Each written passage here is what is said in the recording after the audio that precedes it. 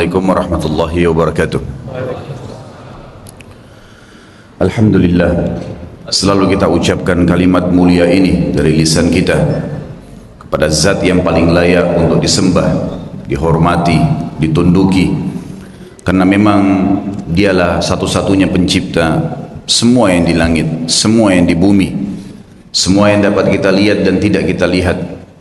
Dia zat yang maha adil, maha bijaksana, maha kuat, maha segala-galanya, dan dia zat yang telah menggantungkan segala nikmat yang dia berikan kepada kita dengan kalimat mulia Alhamdulillah.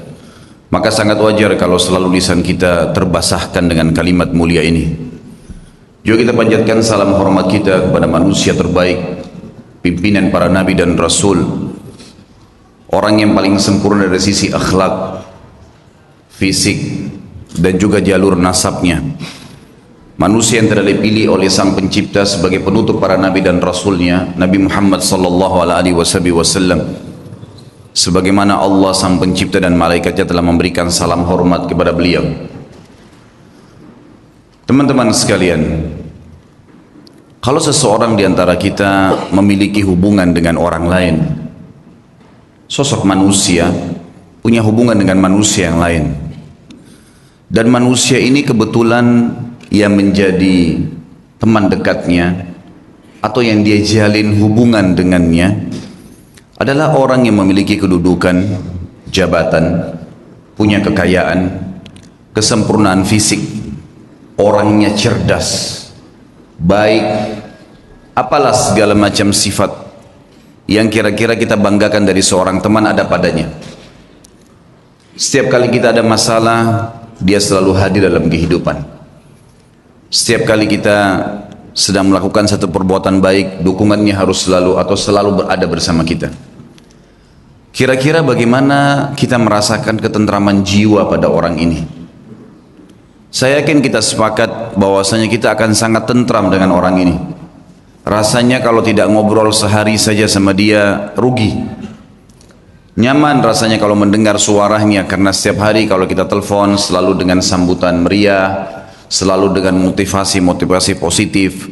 Apapun yang kita ingin keluhkan selalu dijadikan sebagai amanah, tidak pernah dibongkar kepada orang lain. Apa saja yang kita butuhkan selalu orang ini hadir, dan ini biasa kita namakan dengan sahabat setia. Saya yakin kita sepakat teman-teman sekalian, kita sangat senang dengan orang ini. Bahkan mungkin semua file rahasia kita berikan kepada dia. Ini pembukaan ceramah kita sebenarnya. Judul kita teman-teman sekalian, indahnya menjalin hubungan dengan Sang Pencipta Allah. Kalau seandainya kita bisa merasa tentram dengan manusia yang kayak tadi saya berikan ciri-cirinya, dan itu ada, bukan tidak ada dari manusia yang seperti ini, kita bisa merasa tentram. Padahal pada saat kita minta nasihat, dia cuma bisa mengucapkan kata-kata. Mungkin pada saat kita butuh bantuan materi, dia hanya bisa memberikan semampunya. Pada saat mungkin kita berbuat kebaikan, dia hanya bisa support semampunya. Manusia banyak lupa dengan hal yang besar, dan mereka melihat hal yang kecil. Seringkali yang saya kasih contoh di dalam materi-materi sebelumnya, kita kadang-kadang kagum dengan pelukis yang melukis dengan lukisan kecil, yang dia mengambil lukisan dari sesuatu yang kita lihat depan mata kita, dan kita bangga dengan lukisan dia karena persis seperti apa yang kita lihat. Padahal manusia itu hanya menciplak saja, dan lukisan manusia tidak pernah bisa bergerak. Tapi lukisan Sang Pencipta, kalau seorang pelukis bisa melukis pohon kelapa dan kita kagum karena warnanya persis seperti itu, tidak bisa bergerak, dia hanya sekedar bisa membuat kita kagum kalau melihatnya dan mengenang pada saat dia melukisnya.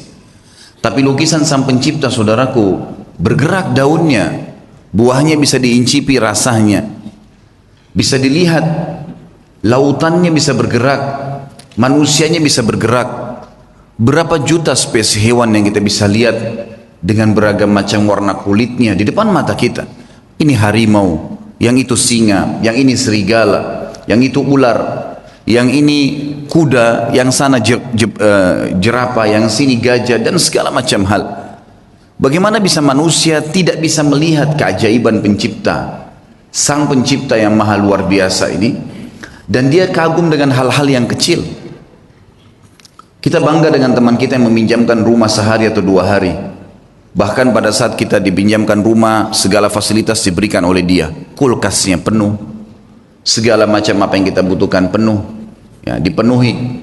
Panel listrik tinggal dipencet, kemudian nyala semuanya. Remote AC tinggal dipencet, kemudian nyala semuanya. Lalu kita kagum dengan orang itu. Itu tidak salah, manusiawi. Tapi yang salah adalah Anda tidak bisa menilai panel-panel listrik yang besar.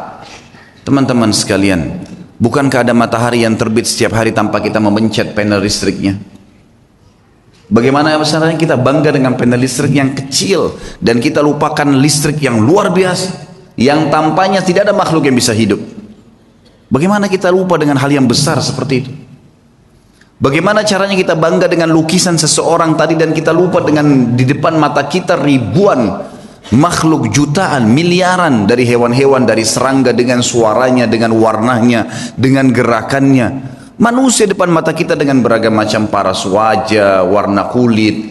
Lisan kita bisa mengucapkan kata-kata dengan beragam macam bahasa. Bisa membedakan mana rasa manis, rasa asin, rasa segala macam asam dan seterusnya dalam waktu yang bersamaan.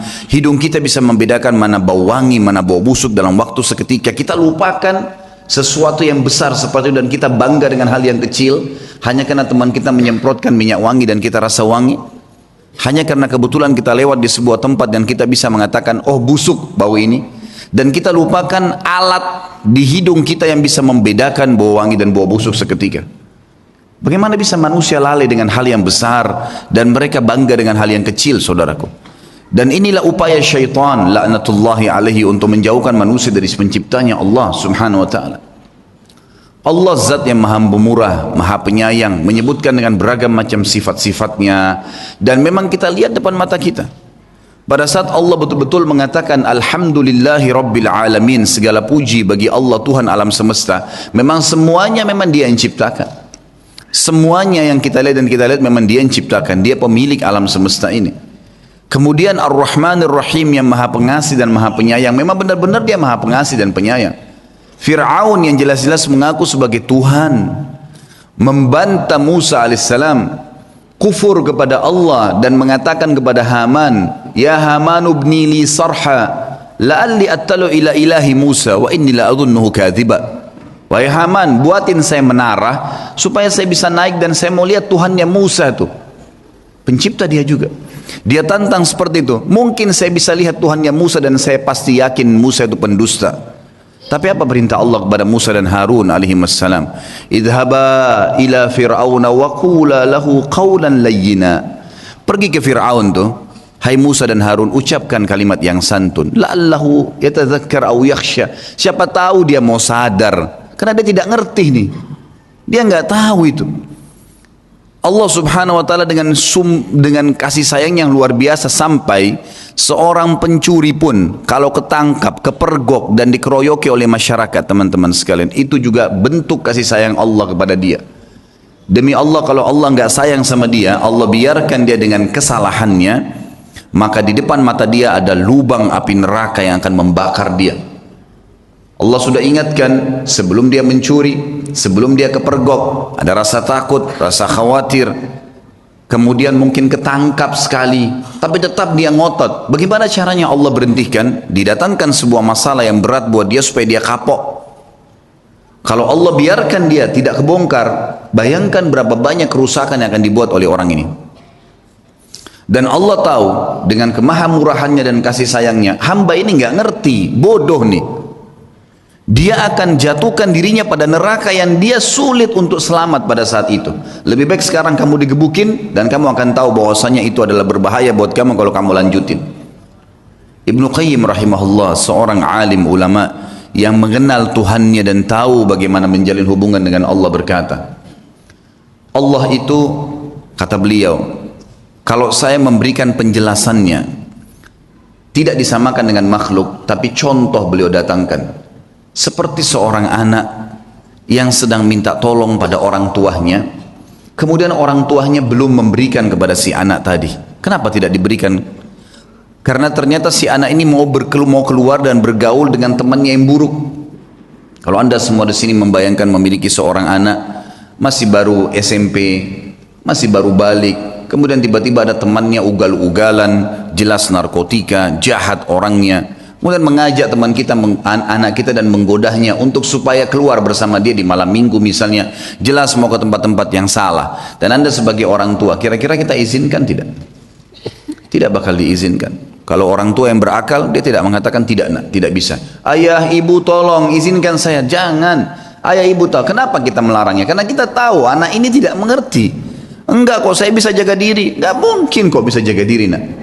Ayah dan ibu lebih tahu. Kata Ibnu Qayyim, Allah Azza wa Jalla lebih tahu dan lebih cinta pada hambanya dari dirinya sendiri. Wong Allah penciptanya kok.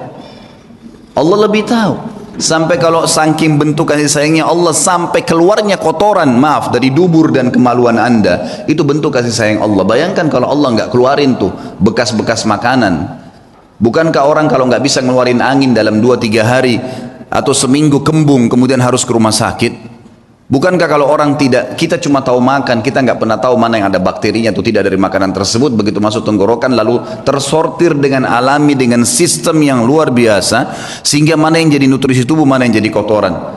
Dan dengan luar biasa Allah cuma memberikan rasa, kita cuma tahu masuk, oh ya mau buang air besar, masuk kamar mandi membuangnya, kita tidak pernah berpikir. Bukankah Anda mencium baunya busuk? Artinya bayangkan kalau tertinggal di perut kita bau yang busuk seperti itu. Tapi kita cuma tahu manusia melihat hal yang kecil. Oh ya sudah selesai buang air besar, udah keluarlah, udah selesai. Tinggal tahu makan lagi. Siapa yang menggerakkan motor di tubuh Anda ini? Siapa yang membuat mengelolanya? Siapa yang mengeluarkannya? Siapa yang membaginya? Siapa yang mengaturnya? Dan segala macam pertanyaan yang tidak bisa sebenarnya kita gambarkan teman-teman sekalian. Saya sekarang ingin menyampaikan, mudah-mudahan Allah ikhlaskan niat kita, terutama buat diri saya sendiri tentunya, indahnya menjalin hubungan dengan Allah Subhanahu wa taala.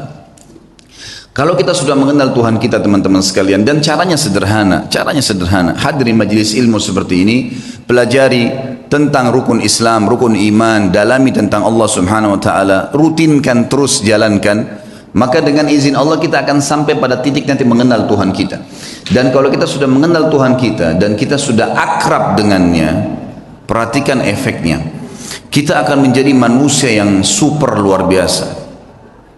Kalau ada manusia teman-teman sekalian yang setiap kali diajak oleh temannya berbuat maksiat dia jalan saja, manusia itu biasa. Tapi Anda bisa menjadi manusia yang luar biasa kalau mau. Di saat lagi diajak pada hal-hal yang haram kita nolak, bisa. Dan itu hanya satu saja, orang yang tahu dan mengenal Tuhannya Allah Subhanahu wa taala. Sampai pada hal yang kecil teman-teman sekalian, sampai pada hal yang kecil kita bisa terbentuk pribadi kita menjadi manusia yang luar biasa.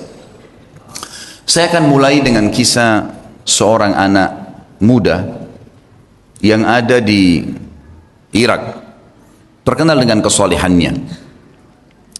Orang ini dalam kisah yang sedang saya baca, saya tidak temukan namanya. Tapi kita ambil ibrah, pelajaran. Orang ini saking kekuatan hubungannya dengan Allah luar biasa, kalau azan langsung ke masjid on time, tidak pernah ketinggalan saf pertama. Dari pakaiannya sudah penampilannya sangat dekat dengan Allah. Kalau ngomongnya selalu cuma ayat Al-Quran, nasihat, hadis Nabi SAW.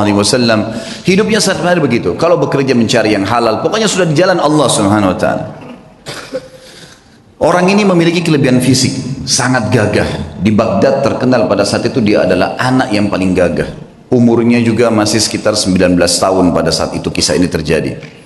Sampai menjadi buah bibir di kalangan seluruh wanita di Baghdad pada saat itu. Berharap wanita bisa ngobrol saja sama dia karena luar biasa. Tampannya, orangnya santun, sampai dikejar-kejar. Yang terjadi saudaraku, ada satu wanita kaya, seorang istri pejabat pada saat itu, terkenal dengan kecantikannya, kekayaannya. Semua laki-laki juga mengejar dia karena kelebihan fisik yang dia miliki. Dia berkata kepada orang di sekitarnya, saya akan menaklukkan laki-laki itu dan pasti dia akan berzina dengan saya. Yang terjadi saudaraku, dibuatlah sebuah tipu daya syaitan di depan rumah orang ini, perempuan ini. Kebetulan waktu suaminya lagi pergi bertugas keluar kota, dan zaman dulu orang kalau tugas berbulan-bulan dan Allahu a'lam bisa kembali atau tidak, karena memang mereka pada zaman itu tidak ada komunikasi, tidak ada transportasi kayak kita sekarang, tidak ada alat komunikasi menurut saya yang bagus seperti sekarang, dan tidak ada transportasi. Yang jelas dia lagi di rumahnya, dia berhias dengan semaksimal mungkin. Kecantikan yang dia miliki dengan semerbak minyak wangi yang luar biasa. Kemudian dia bilang sama dayang-dayangnya, kalau anak muda itu lewat di depan rumah, bilang, kalau di dalam rumah ada orang yang sedang sakit dan tidak ada laki-laki yang bisa bantu, tolong bawa ke tabib. Dijebaklah anak muda ini, begitu dia lewat, tiba-tiba dayang-dayangnya keluar 3-4 orang dengan teriak-teriak, tolong bantu, tuan kami sedang sakit. Sampai akhirnya tidak ada laki-laki dan tolong bantulah. Akhirnya si laki-laki ini masuk ke dalam rumah tersebut. Waktu dia masuk dalam rumah tersebut, saudaraku seiman, maka yang terjadi adalah, yang terjadi pada saat itu, ditutup pintu, kemudian si perempuan yang tadi licik ini berkata, kalau kau tidak mau berzina dengan saya akan teriak bahwasanya kau sengaja datang untuk mengganggu saya di rumah saya. Dijebak. Waktu itu rumah semua berdekatan, sedikit teriakan sudah kedengar. Serba salah, apa yang harus dia lakukan? Terjebak di sebuah ruangan rumah dengan wanita yang sempurna, terjebak di sebuah ruangan, wanita di depan matanya dengan kesempurnaan, cantik, kaya, punya jabatan, tinggal minta dia berzina saja. Hanya itu, dia bisa menikmati, dia bisa mendapatkan harta dan seterusnya. Tapi saudaraku, orang yang sudah mengenal Tuhannya Allah berbeda. Dia sudah tahu siapa dia sudah tahu siapa yang akan dia hadapin dari makhluk juga ini. Dia sudah tahu bagaimana hukum Tuhannya. Dia sudah tahu janji-janji Allah nanti kalau dia meninggalkan yang haram, nantinya di surga akan dibalas apa. Dia sudah pelajari semuanya. Maka dia pun berdoa kepada Allah mengatakan, ya Allah, engkau tahu bagaimana aku menjaga hubunganku denganmu dengan baik. Dan dari dulu aku sudah selalu digoda untuk melakukan hubungan dengan lawan jenis dan aku selalu menahannya. Kenapa sekarang aku tiba-tiba masuk dalam sebuah jebakan syaitan yang seperti ini? Selamatkanlah ya Allah. Tiba-tiba dia rasa mules, perutnya nggak enak. Kemudian dia bilang, saya mules, saya butuh kamar kecil. Kata perempuan tersebut, kamar kecil di depan mata saya ini, buka, silakan masuk. Tapi tetap setelah kau keluar, kau akan zina dengan saya. Kalau enggak, saya akan teriak. Dia masuk, kemudian dia buang air besar. Dalam kisah ini, maaf, kisahnya memang begitu. Buang air besar, setelah buang air besar muncul ide di pikiran dia. Tiba-tiba Allah berikan petunjuk, dia mengambil kotorannya sendiri, dia tempel di bajunya. Pada saat dia keluar dari ruangan tadi, si perempuan kaya ini yang terkenal dengan kebersihannya, kecantikannya segala, kaget melihat. Tadinya bajunya rapi orang ini, tiba-tiba penuh dengan kotoran dia sendiri. Lalu dia mengatakan, kenapa kau begini? Dia bilang, saya begini orangnya. Inilah yang sedang terjadi sekarang. Maka kalau kau memang mau berzina, saya orangnya sudah seperti ini. Ini kotoran di badan saya. Akhirnya perempuan tersebut mengatakan, keluarkan laki-laki ini jorok dan kotor. Dikeluarkan dari perempuan tadi, dan dia begitu keluar di depan rumah perempuan tadi, sujud syukur kepada Allah selamat dari zina. Bagaimana seseorang kalau tahu dan mengenal Tuhannya, dia akan menyelamatkan dirinya dari dosa, bukan cuma terjerumus. Sudah terjebak masih bisa lari, teman-teman sekalian. Betapa lemahnya banyak orang di antara kita, bukan cuma dijebak, dianya sengaja jerumuskan dirinya. Padahal sabda Nabi SAW jelas dalam hadis Bukhari, kalau seseorang hamba berbuat dosa, satu dosa kecil, tertetes di dalam hatinya titik warna hitam, kelam. Kata ulama hadis begini, maksudnya apa tetesan hitam itu? Dia akan merasa beberapa hari ke depan hidupnya gelap, hidupnya sulit dengan satu dosa kecil. Hidupnya sulit, kelam, banyak pintu-pintu rezeki yang masih tertutup sampai titik hitam itu bersih. Apa kata Ibnu Umar radhiyallahu anhu?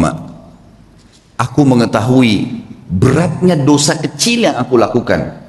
Akar dzam, dosa yang paling kecil, mungkin kita cuma melihat sesuatu yang biasa, mungkin cuma sekedar dengar sesuatu yang tidak disengaja. Saya tahu Allah mengharamkan saya sholat berjamaah subuh di masjid sebulan. Terharamkan dari ibadah gara-gara dosa yang paling kecil bagi dia. Sampai saya kadang-kadang teman-teman sekalian kalau menyimak kisah orang-orang saleh ini menganggap diri kita luar biasa kecil. Saya pernah diajak sama istri saya ke satu tempat, butuh sekali harus masuk di mall. Lalu kemudian saya ambil headset handphone saya pasang di kuping. Sambil saya dengarkan ceramah saya sendiri atau saya dengarkan tilawah. Waktu itu tiba-tiba terlintas di benak saya seperti itu. Sebelumnya subhanallah saya nggak pernah terfikir. Kalau saya masuk ada musik, saya pikir ini adalah hal yang biasa. Bukan saya yang putar kok gitu kan. Tapi setelah saya simak kisah-kisah orang soleh ini dan saya fahami makna hadis tadi yang saya sebutkan, ternyata titik noda hitam di dalam hati dari dosa itu walaupun kecil sudah cukup mengharamkan kita dari nikmatnya ibadah yang luar biasa gitu kan. Sampai saya pasang headset tersebut, saya putar. Saya belum menasihatkan istri saya karena saya sendiri juga masih saya sendiri masih butuh itu. Sambil jalan, kemudian selesai belanja kami keluar dari mall, lalu dia tanya, kenapa tadi pakai headset? Saya bilang, bukan tadi kamu dengar musik di sana sini? Dia bilang iya, tapi kan bukan kita yang putar. Saya bilang iya. Ingat, dosa itu seperti segelas racun. Kamu tahu atau tidak tahu itu racun, tetap akan berefek.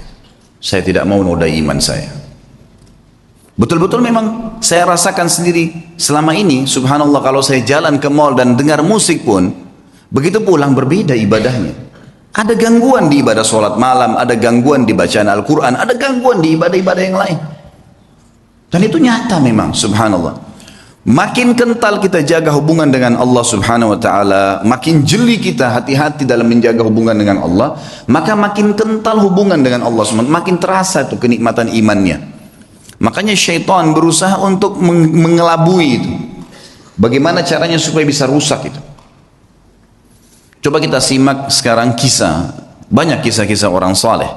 Kalau kemarin ada beberapa sahabat yang kita angkat kisahnya dalam generasi emas Islam, kita coba korek sekarang kisah tabi'in. Mungkin ada di antara anda yang mengatakan itu kan Ustadz kemarin sahabat, lihat Nabi. Baik, kita lihat generasi tabi'in. Kita lihat generasi yang tidak jauh dari kita, tidak melihat juga Nabi Muhammad SAW. Saya akan angkat misalnya contoh teman-teman sekalian Muhammad bin Sirin, rahimahullah. Muhammad bin Sirin ini salah satu ulama tabi'in yang terkenal dengan keimanannya dan beliau ahli takwil mimpi. Pedagang di pasar. Satu waktu beliau berdagang, kemudian ada dagangan, dia ragu nih, syubhat. Ini kayaknya salah nih. Ragu, cuman ragu bimbang. Harganya 40.000 dirham. Ini luar biasa jumlahnya. Ini bisa mungkin sampai puluhan juta. Mungkin 60-70 juta. Ditinggalin sama dia, nggak jadi transaksi. Dia ragu, kalau sumbernya ini kayaknya haram nih. Tinggalin sama dia. Satu pasar heboh. Padahal cuman dia yang memang punya peluang untuk mendapatkan keuntungan itu. Nggak mau, ditinggalin sama dia. Tersebar berita Muhammad bin Sirin meninggalkan 40.000 dirham. Ini bukan hal yang ringan. Seorang pedagang tahu nih keuntungannya. Baiklah. Besok pagi kejadian, ada satu orang transaksi di tokohnya, berikan uang, gitu kan, kurang 2 dirham. Kurang 2 dirham. Kata Ibnu Sirin, demi Allah, kau belum membayar 2 dirham itu. Kata orang itu, 2 dirham, demi Allah saya sudah bayar. Kata Ibnu Sirin, demi Allah kau belum bayar. Ribut nih. Satu pasar sampai datang, lihat ribut dengan 2 dirham. Lalu kata teman-temannya, waktu itu akhirnya orang ini akhirnya membayar 2 dirham. Setelah itu Ibnu Sirin berikan barangnya, pergi. Orang-orang pasar tanya, wahai Ibnu Sirin, kemarin anda meninggalkan 40.000 dirham karena syubhat, sekarang anda bersumpah atas sama Allah kena ngejar 2 dirham. Apa kata Ibnu Sirin, orang yang mengenal Tuhannya? Ini yang penting teman-teman sekalian. Dia mengatakan, demi Allah saya bersumpah karena saya tidak mau dia makan haram, karena saya tahu itu haram bagi dia. Dia tinggalkan 40.000 dirham yang bisa dia dapatkan. Kadang-kadang kita, alah nanti aja deh, gampang nanti baku atur kalau orang kita bilang. Biasa begitu, tutup mata aja dulu, yang penting sekarang masuk dulu uangnya. Lupa. 1 rupiah sudah cukup membuat anda masuk rumah sakit sebulan teman-teman kalau haram. Hati-hati. Imam Nawawi rahimahullah, Imam Nawawi ini pernah mendengar berita tetangganya kambingnya hilang. Tetangga dia bilang sama dia, kambing saya hilang, gak tahu siapa yang ambil. Saya udah cari di tempat-tempat yang biasa saya gembalain, gak ada, berarti dicuri nih. Imam Nawawi tidak beli kambing 1 bulan. Nggak beli kambing. Semua kambing di pasar yang sudah mentah, yang sudah potong atau yang masih hidup dia tidak mau beli. Sampai dia pastikan kambing tetangganya sudah ada beritanya, mati atau memang dia temukan kembali. Sebulan dia nggak mau beli. Takut nanti kalau yang dia beli itu kambing temannya yang hilang. Saking hati-hatinya menjaga hubungan dengan Allah. Bayangin ini. Bagaimana dengan keadaan kita teman-teman? Semua dianggap remeh nih. Dari makanan, dari minuman, dari pakaian, yang penting pakai saja, yang penting makan saja. Subhanallah. Semua ada tanggung jawab nih. Harus hati-hati menjaga hubungan dengan Allah Subhanahu wa taala. Ibnu Sirin ini pernah menasihatin seseorang dengan nasihat yang sangat santun. Orang ini kebetulan mencaci maki Hajjaj bin Yusuf. Kalau teman-teman belum kenal Hajjaj bin Yusuf, orang ini luar biasa jahatnya. Hajjaj bin Yusuf ini terkenal dengan kejahatan, gitu kan. Artinya orang ini suka menyiksa orang, suka mukul orang, gitulah ceritanya, gitu kan. Yang jelas ringkas cerita Hajjaj bin Yusuf ini dicaci maki oleh seseorang di sebelah Muhammad bin Sirin. Ini orang gini, ini caci maki macam-macam. Kata dia, nasihatnya sangat luar biasa. Sah ya ibna akhi, hati-hati dengan ucapanmu wahai saudaraku. Fa innal Hajjaj aqbala ila rabbih. Ketahuilah Hajjaj ini yang sedang kau bicarakan sedang menuju kepada Tuhannya. Ini sedang menuju kematian ini. Tidak usah khawatir, sejahat apapun dia, sehebat apapun dia, pasti mati. Dia sedang menuju ke Tuhannya. Wa innaka innama taqdimu 'ala Allahi yaumal qiyamah, dan kau juga sedang menuju kepada Tuhanmu dan kau akan bertemu dengannya pada hari kiamat nanti.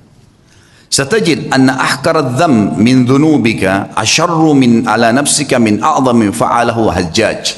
Dan pada hari itu, di hari kiamat, kau akan temukan dosamu yang paling kecil, kau akan lebih khawatir dan lebih takut daripada dosa terbesarnya Hajjaj yang pernah dia lakukan. Dia akan dihukum sama Allah. Tapi nanti hari kiamat kau akan temukan dosamu yang paling kecil adalah sesuatu yang lebih kau takuti daripada dosa terbesarnya Hajjaj. Falikulli imri'in sya'nun yughnih. Ketahuilah, semua orang akan sibuk dengan perkaranya sendiri. Ya. Wa'lam anna Allah azza wa jalla sayakhtassu minal Hajjaj mimman zalamahum. Dan pasti ketahuilah dan yakini Allah akan membalas Hajjaj, ya, orang yang sedang kau bicarakan itu, dari orang-orang yang dia zalimi, tidak tertinggal sedikit pun. Wa yakhtassu lil Hajjaji mimman yadhlimuna. Tapi ingat, Allah juga akan menolong Hajjaj dari orang-orang yang menzalimi dia. Fala tushghilanna nafsaka ba'dal yaumi bisabbi ahad. Oleh karena itu, mulai hari ini berhenti mencaci orang lain. Nasihat yang luar biasa. Karena orang kenal Tuhannya. Orang buruk pun jangan ceritain, tidak usah urus-urusannya orang. Sudahlah, gitu kan. Tugas kita kalau kita lihat aib pada diri orang, alhamdulillah nggak ada pada saya. Ya Allah berikan dia hidayah. Cukup sebatas itu saja. Jangan lebih. Kenapa dia begini? Kenapa dia begitu? Kenapa dia begini? Untuk apa kamu campurin itu? Apa gunanya buat kamu? Ingat, dia akan berhubungan sama kita di hadapan Allah dengan keadilannya Allah. Kezaliman yang dia lakukan sama kita, kita akan ambil. Tapi kezaliman kita pada dia juga dia akan ambil. Nggak ada yang tersembunyi hari kiamat.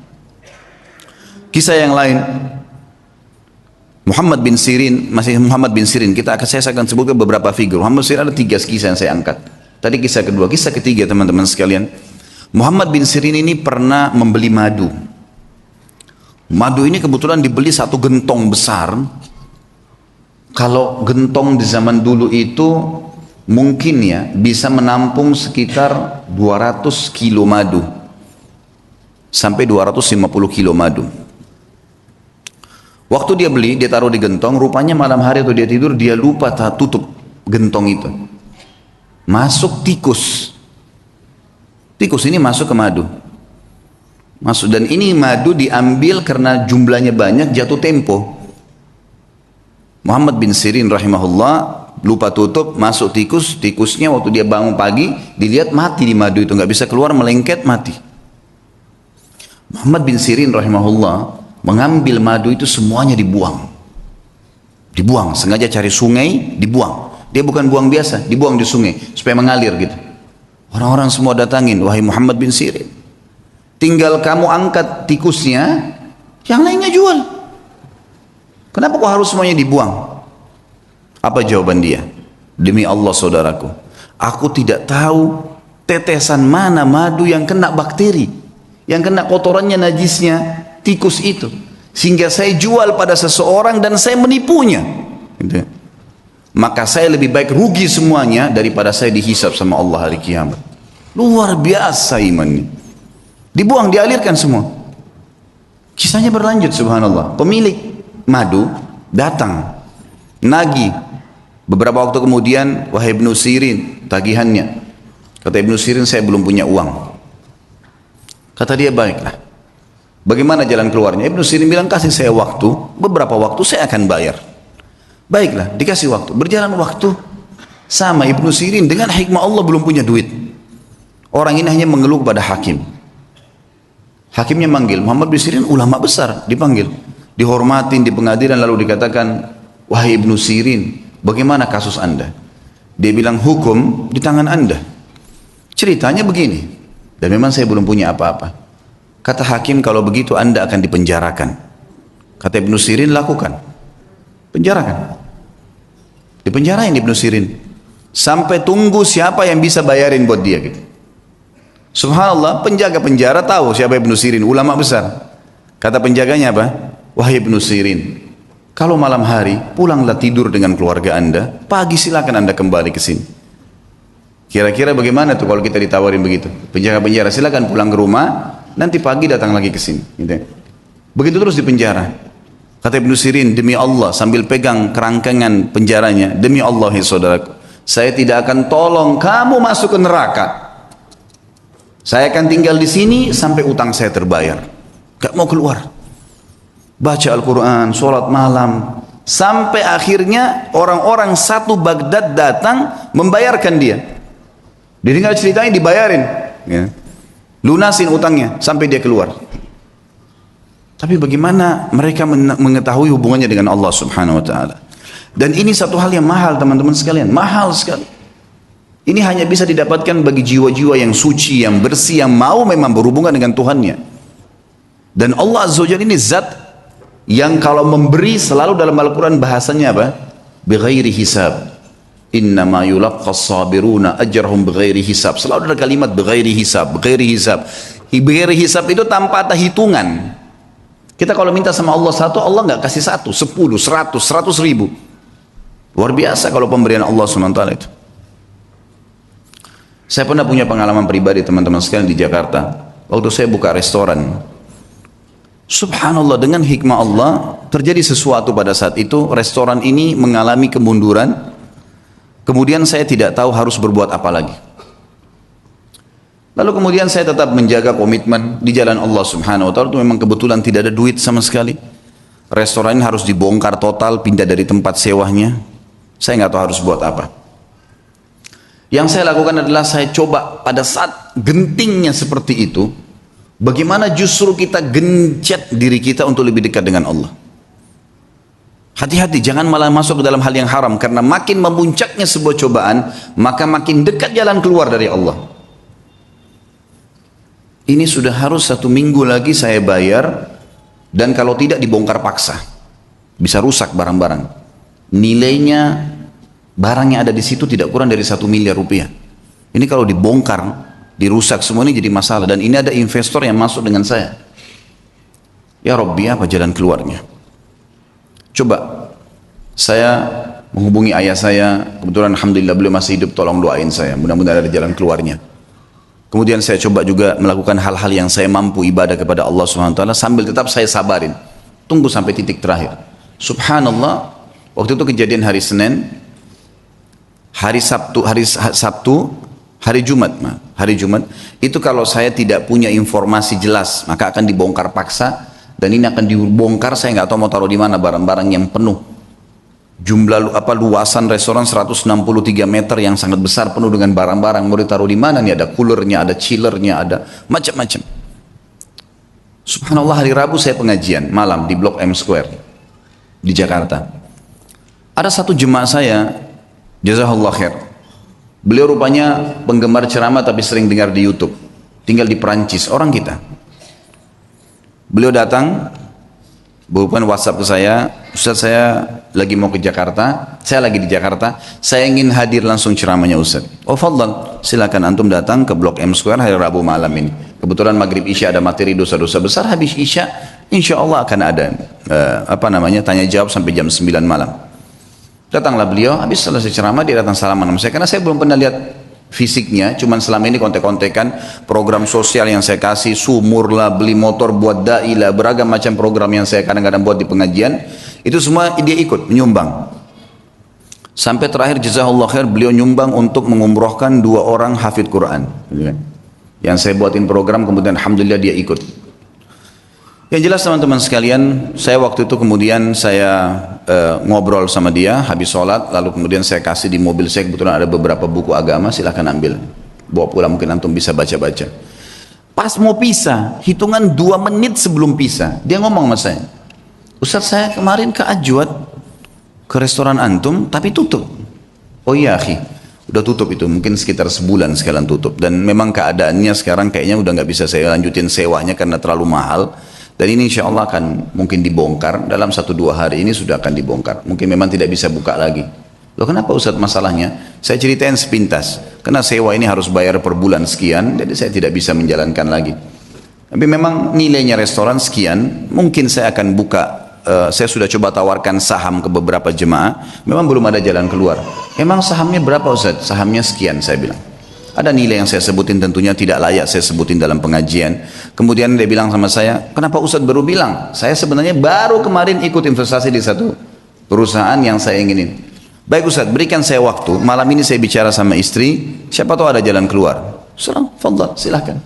Saya pulang ke rumah, kemudian saya setelah mandi segala, mungkin sekitar jam 10 malam saya dihubungin sama beliau. Ustadz saya sudah musyawarah sama istri, kayaknya saya akan ikut sama antum nih. Investasi. Restoran itu kita bongkar, pindah dari satu tempat, kita sewa, kita pindah semua. Tiba-tiba, ini orang datang dari Perancis, Allah utus datang ke saya ke Jakarta, kemudian kasih jalan keluar. Dan teman-teman kalau saya sebutin nilainya, dia kasih uang ke saya cash 650 juta. Saya sampai gak bisa tahan, waktu itu nangis, sujud-sujud sama Allah, ini jalan keluar bagaimana ini? Saya langsung datang ke mallnya, waktu itu saya bahasakan ini saya mau buka kembali, dia bilang udah nggak bisa Pak, harus bongkar. Baiklah, berikan saya waktu, saya sudah punya anggaran, saya sewa. Besoknya saya keliling, subhanallah, saya longin waktu, tidak ada saya kosongin pengajian, saya dapat tempat kontrakan baru, ada tempat lebih besar, saya bisa bayar, pindah semua dengan mudahnya. Dalam 2 minggu setelah itu sudah pindah semua, alhamdulillah, dan sekarang berjalan sudah hampir 2 tahun. Sabar sedikit dalam ketaatan. Dan Allah Azza wa Jal ada bersama kita teman-teman sekalian. Innallaha ma'alladzina taqaw walladzina hum muhsinun. Allah sudah katakan, Allah akan selalu bersama dengan orang yang beriman dan orang yang berbuat baik. Ini enggak, kadang-kadang orang sudah dalam keadaan genting, susah, maksiat lagi. Tambah kebar, tambah mabuk, tambah berzina, menambah menumpuk-numpuk masalahnya. Sementara masalah kecil saya sudah cukup membuat masalah yang besar buat kita. Maka harus sabar, yakin dengan Allah subhanahu wa ta'ala. Kita dengarkan kisah Asy-Syu'bi. Syu'bi terkenal seorang ulama tabi'in, nama lainnya Amir bin Syurahbil rahimahullah. Beliau pernah menjadi penasehat khalifah. Penasehat khalifah ini, zaman dulu kelebihan khalifah-khalifah Islam kita, itu mereka menjadikan penasehat-penasehatnya selalu ulama. Sehingga memang terkontrol terus, terawasi. Ini boleh nggak? Nggak boleh. Ini boleh nggak? Boleh. Kita lihat kalau kisah sukses pemimpin kita selalu di sebelahnya ada alim ulama. Kalau yang jauh dari ulama pasti udah kacau semua tuh, gitu kan? Maaf saya tidak singgung siapapun tentunya, tapi saya membahasakan ini umumnya, histori. Kalau kita lihat coba baca deh, suksesnya pemimpin-pemimpin khalifah-khalifah kita, gitu kan? Itu semua di sebelahnya memang ada penasehat para ulama. Waktu Abu Bakar menjadi khalifah, penasehatnya Umar bin Khattab. Waktu Umar bin Khattab jadi khalifah, Ali bin Abi Thalib dan Uthman menjadi penasihatnya. Waktu Uthman bin Affan, Abdurrahman yang menjadi penasihatnya Ali bin Abi Thalib dan dan Sa'ad bin Abi Waqqas. Terus begitu, mereka saling minta orang-orang di sebelahnya jadi penasihat. Subhanallah, khalifah ini sangat terkenal dengan kesolehannya. Abdul Malik bin Marwan namanya. Saleh dia jadikan penasihatnya Syu'bi. Syu'bi seorang ulama yang terkenal, ulama hadis, ulama fikih dan seterusnya.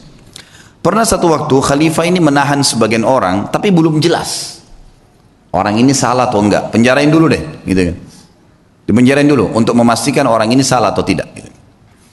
Maka beliau di sebelah khalifah tidak tinggal diam, langsung menasihatin mengatakan, ya Amiral Mukminin, wahai pemimpin orang-orang yang beriman, in kunta habastahum bil batil, kalau anda menahan mereka dengan batil, nggak benar nih, fal haqqu yukhrijuhum, pasti kebenaran akan mengeluarkan mereka.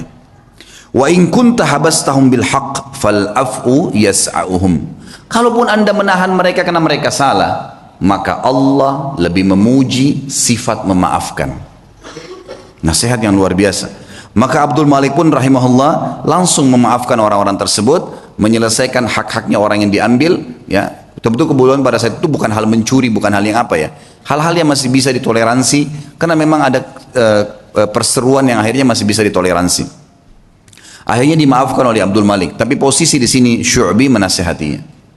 Pernah satu waktu Syu'bi ini diutus oleh Abdul Malik bin Marwan menuju ke Kaisar Romawi. Kisah yang kedua tentunya. Pada saat dia pergi ke Kaisar Romawi, teman-teman sekalian, pas tiba di sana, Kaisar Romawi heran dengan kecerdasan Syu'bi. Dengan 2 hari di sana Romawi, dia sudah bisa tahu berapa jumlah kamar, bangunan ini dari apa komposisinya, tamannya seluas apa. Banyak hal yang aneh-aneh yang ditahu oleh Syu'bi dalam 2 hari di istananya gitu. Lalu dia kagum dengan kecerdasannya. Maka dia ingin buat kekacauan nih, dia kirim surat. Surat ini dia bilang kepada Syu'bi, wahai Syu'bi, kasih ini kepada khalifahmu, jangan buka, kasih ke dia.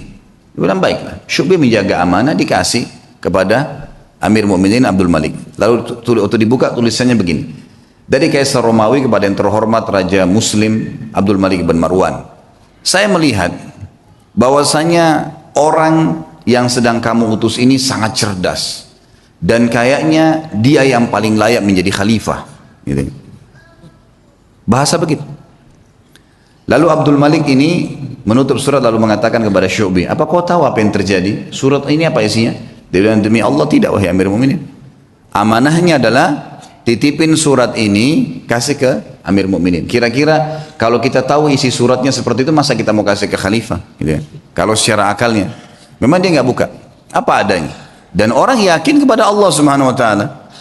Sehebat apapun tipu daya yang dibuat oleh manusia, wa makaru wa makarallah wallahu khairul makirin, mereka mengatur tipu daya dan Allah juga mengatur tipu daya, dan Allah sebaik-baik pengatur strategi tipu daya. Mau kemana dia muter-muter, mau kemana dia buat data-data palsu, surat-suratnya sampai kemana gitu ya.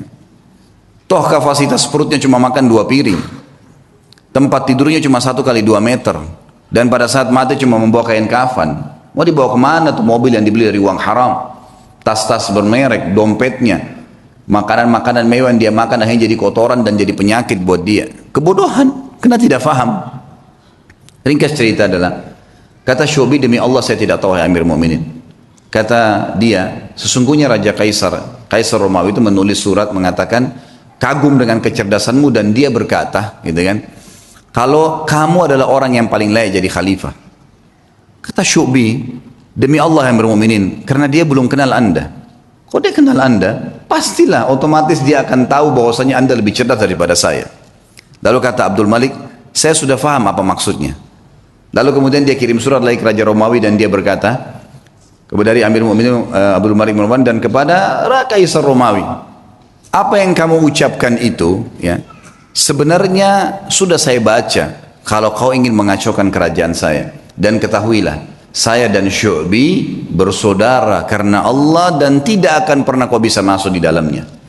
Lalu pengantar surat ini rupanya waktu dia ngantar surat, dia sempat di sebelahnya Kaisar Romawi, dia dengar. Maka dia mengatakan, ya demi Allah, kata si Kaisar Romawi, tapi dalam bahasa Arab diterjemahkan, karena mereka juga memanggil Allah, orang-orang Kristen gitu kan. Demi Allah, saya tidak ingin kecuali itu, ingin mengacaukan kerajaannya. Tapi hubungan antara seorang mukmin dengan mukmin, teman-teman, atasan dengan bawahannya, tidak mudah dikoyahkan kalau dia kenal Allah Subhanahu Wa Taala. Orang ketiga datang membuat fitnah, membuat apa, semuanya tidak akan ada masalah buat dia. Kisah yang lain, Atha bin Abi Rabah rahimahullah. Atha bin Abi Rabah ini, teman-teman sekalian, pernah, tentu Atha ini sedikit saya berikan gambaran, dan ulama mengatakan dalam ilmu jarh wa ta'dil, dalam ilmu hadis kita boleh ada hal-hal yang boleh disebutkan kalau berhubungan dengan kekurangan seseorang, kalau memang itu ciri khasnya, atau sesuatu yang kalau disebutkan tanpa menyebutkan nama pun, nah ini masuk bukan dalam ghibah. Yang jelas ulama menyebutkan ciri fisik di sini, seperti mereka menyebutkan Nabi SAW jarbu, tidak tinggi tidak pendek, itu bukan aib. Atha bin Abi Rabah ini seorang budak hitam, kulit hitam, disebutkan dalam buku-buku tentang penjelasan biodata beliau, orangnya kurus, kaki kanannya pincang, mata kanannya rusak,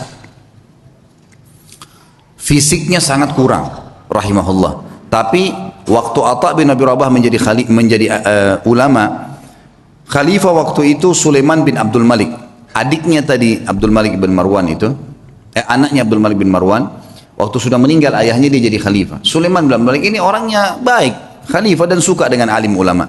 Dia mengeluarkan peraturan kalau tidak boleh mengeluarkan fatwa di musim haji kecuali Atha bin Abi Rabah, orang alim ulama. Karena ini dalam haji tidak boleh sembarangan nih. Sampai Atha bin Abi Rabah dapat julukan ya alimnya ulama, gurunya para ulama.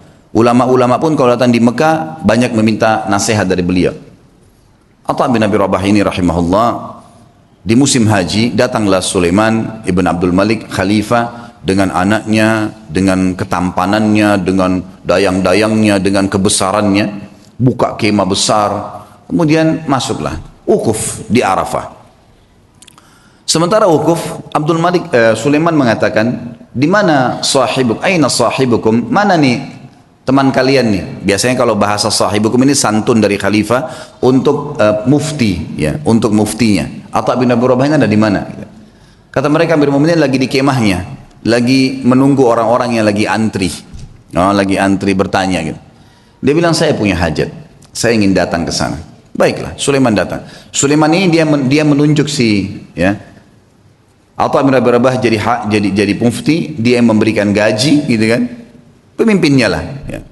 Dan waktu itu khalifah, dan perlu diketahui Sulaiman belum lagi di zamannya ini khilafah Umayyah jadi luas sekali, luar biasa gitu. Kuasanya sangat luas karena ayahnya juga punya kekuatan militer yang besar. Ringkas cerita, dia pun datang dan dia seorang saleh. Begitu dia masuk ke kemahnya Atha bin Abi Rabah, disambut oleh Atha bin Abi Rabah, pelukan, ngobrol, saling menyebutkan kata-kata yang santun satu sama lain sebagaimana adab seorang muslim. Setelah itu Atha bin Abi Rabah bertanya, wahai Amir Mukminin, kenapa anda datang ke sini? Kata dia, saya punya hajat, ada pertanyaan yang saya mau tanya. Kata Atha bin Abi Rabah, ini orang tadi saya bilang ya, kekurangan fisiknya ada, dia pegawainya yang datang ke dia ini, kalau mungkin maaf teman-teman di gubernuran sini, presiden langsung yang datang, bukan cuma gubernur, langsung datang, langsung ke ruangan dia karena ada hajat yang dia mau sampaikan misal, gitu kan. Datanglah teman-teman sekalian, lalu dia mengatakan, atau mengatakan hajat anda pribadi, pertanyaan pribadi, atau hajat umat Islam? Kata Amir Mu'minin, hajat saya pribadi, pertanyaan saya pribadi. Atha mengatakan, kalau begitu Amir Mu'minin, mohon maaf, anda keluar antri bersama muslimin, karena ada yang sudah antri sebelum anda punya hajat pribadi. Kalau itu hajat umat Islam, saya akan dahulukan anda. Orang di sekitar Sulaiman ini marah, tapi Sulaiman diam, rahimahullah. Beliau sangat luar biasa. Mana ada presiden atau raja mau dipermalukan begini?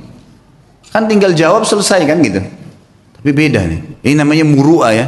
Kehormatan, menjaga kesucian kehormatan dengan Allah. Luar biasa. Silakan anda antri karena muslimin sudah antri sebelum anda. Sulaiman keluar antri.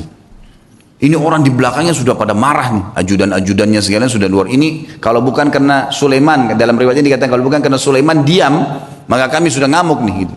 Gitu kan? Ini kalau orang sekarang sudah remuk-remuk tulangnya gitu kan. Subhanallah antri. Dan Atha bin Abi Rabah dalam kisah ini dikatakan menjawab fatwa dengan tenang. Hukumnya begini sampai selesai, sampai giliran datang Sulaiman. Begitu datang bertanya dijawab juga dengan tenang. Sudah selesai, pulang, sudah pamit pergi. Begitu kembali ke istana, tentu ada masalah nih ya. Sulaiman dengan keimanannya juga akhirnya dia mengatakan, kumpulin semuanya, kumpulin semua kerabat saya yang ada hadir di sini dan semua ajudan pemerintahan. Dipanggil semua kumpul. Di kemah yang besar mereka kumpul, lalu dia mengatakan, apa yang kalian lihat bukanlah sesuatu yang mempermalukan. Amir Mukminin, raja. Bukan sesuatu yang mempermalukan. Dan demi Allah, Allah memuliakan Atha bin Abi Rabah dari saya karena ilmunya. Dan di dalam Islam memang seorang alim di atas seorang amir. Dan memang saya punya hajat pribadi, maka jangan pernah ada yang merasa marah dengan Atha bin Abi Rabah, karena saya sendiri tidak marah dengan dia. Dan wahai anak-anakku dan para ajudanku, belajarlah agama, karena ilmu agama akan mengalahkan singasana para khalifah. Tapi bagaimana teman-teman, khalifah bisa begitu, Atha bin Abi Rabah alim bisa begitu, dan semua dengan lapang dada bisa menjaga. Kenapa? Karena mereka yakin ada raja yang sebenarnya, Allah Azza wa Jalla. Kita teman-teman cuma kebetulan saja beda formalitas nih, baju bedanya cuma sementara.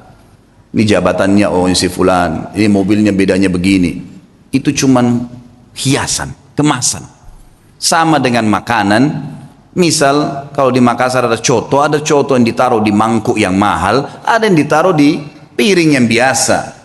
Tapi sama saja coto, gitu kan? Kan gitu. Mudah-mudahan bahasa ini bisa difahamin, gitu kan? Karena kalau makanan langsung paham biasanya. Satu waktu, kisah yang lain, Atha bin Abi Rabah mendatangi, jadi Sulaiman meninggal dunia. Khalifah tadi meninggal dunia, sudah lewat waktunya dia meninggal dunia. Datang adiknya bernama Hisham.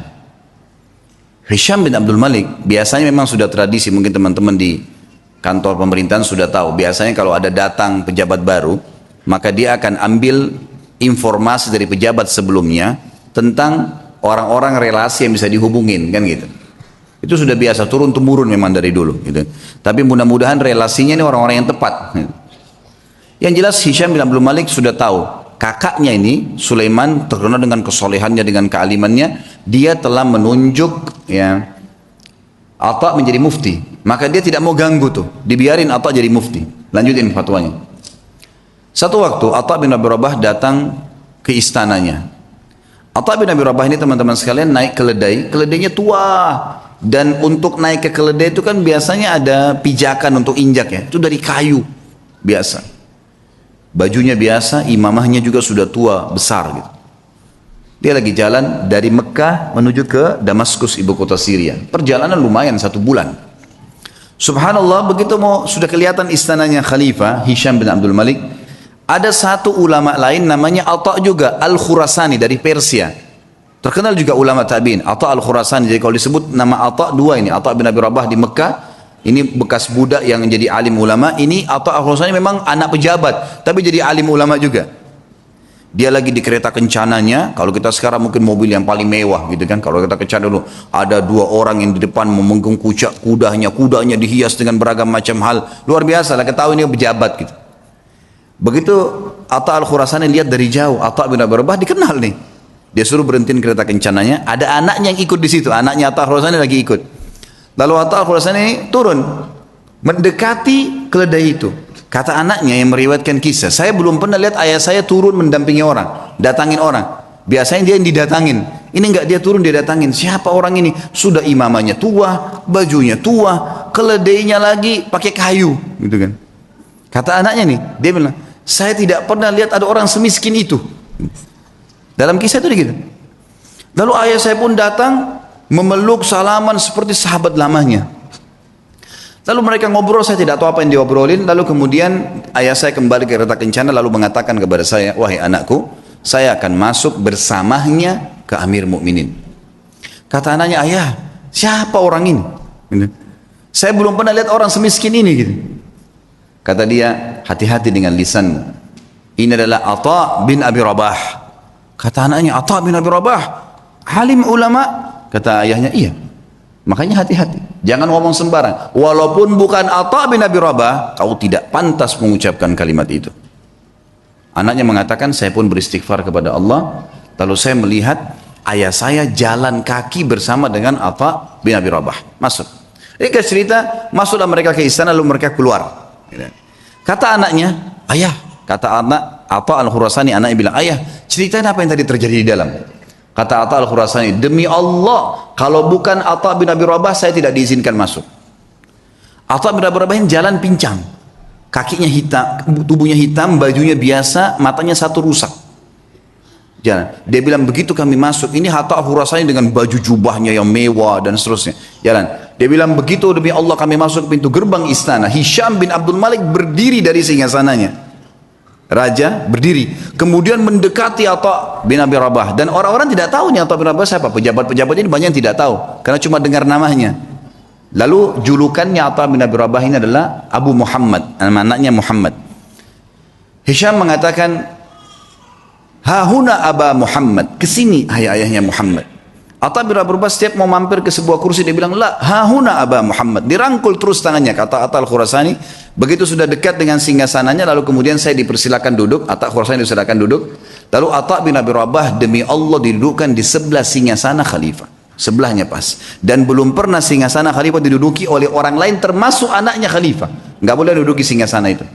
Hisham mengajak Atta bin Abi Rabah yang luar biasa begitu kehidupannya tadi, kondisinya duduk di sebelahnya. Lalu kata Hisham, ya Aba Muhammad, ada hajat apa? Kata dia, ada hajat saya. Hajat yang pertama dia bilang, penduduk Mekah dan Madinah wahai Amir Mu'minin, tetangganya Allah dan tetangganya Rasulullah SAW. Karena di Mekah ada Ka'bah, berarti orang yang tinggal di Mekah kan tetangganya Allah, bahasa santunnya begitu.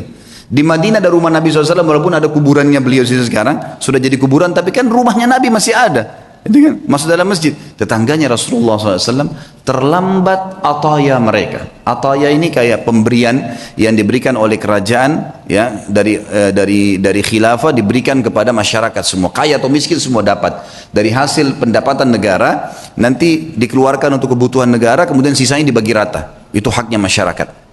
Penduduk Mekah dan Madinah tetangga dengan Rasulullah SAW terlambat ataya mereka. Maka saya mengingatkan anda kepada Allah agar memberikan kepada mereka. Baik. Kata Hisham, ya gulam, sekretaris datang, catat dan berikan sekarang juga. Ada lagi hayanya Muhammad, ada lagi. Para mujahidin yang membela perbatasan kaum muslimin, mereka ribat setiap hari. Terlambat gaji-gaji mereka. Ada istri dan anak mereka mengeluh dengan saya. Maka berikan hak mereka. Ya gulam, catat, segera jalankan pesannya Aba Muhammad. Ada lagi hayanya Muhammad, terus aja Atta menyampaikan hajat muslimin. Gak ada hajat dia pribadi nih, hajat begini, hajat begitu. Ringkasnya adalah terakhir, sudah 5 hajat, 6 hajat disampaikan. Kata Amir Mu'minin, masih adakah hayat Muhammad? Kata Atta al-Khurasani, demi Allah, Atta bin Abi Rabah berdiri dengan tegak di depan Amir Mu'minin, lalu mengatakan kalimat yang membuat istana itu kalau mau goncang bisa goncang. Dia mengatakan apa? Wahai Amir Mu'minin, ada hajat yang lebih penting dari semua yang saya sampaikan tadi. Kata Hisham, apa itu wahai Atta? Aba Muhammad, apa itu? Ini orang-orang kaget, belum pernah ada orang khalifah duduk, dia beri depannya dan dia menunjuk nih, ada hajat yang lebih penting. Kata dia, apa itu hai ayah Muhammad? Demi Allah wahai Amir Mu'minin, kau dilahirkan di muka bumi ini sendirian, dan kau juga akan mati sendirian, dan kau akan dihisab oleh Allah sendirian. Demi Allah, semua yang kau lihat di sekitarmu ini tidak bermanfaat buat kamu, maka bertakwalah dengan Allah. Hisham bin Malik menangis, waktu itu menangis luar biasa sambil memukul tongkatnya.